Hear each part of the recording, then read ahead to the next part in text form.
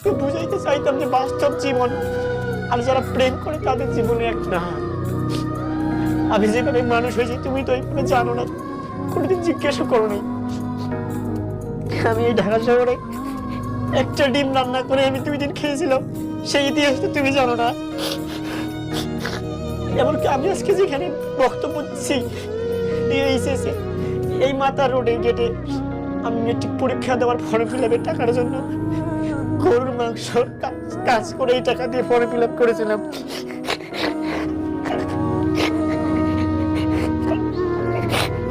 কিন্তু তুমি অযথা ভুল বুঝলো আমাকে, বুঝছো?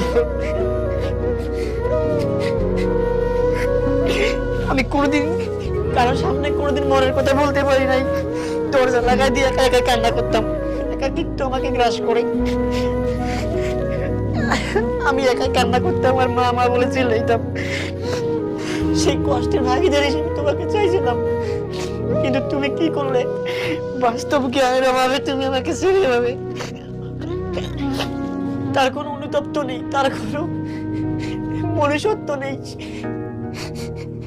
তোমার ভিতরে কি একটু দয়া মায়া নাই?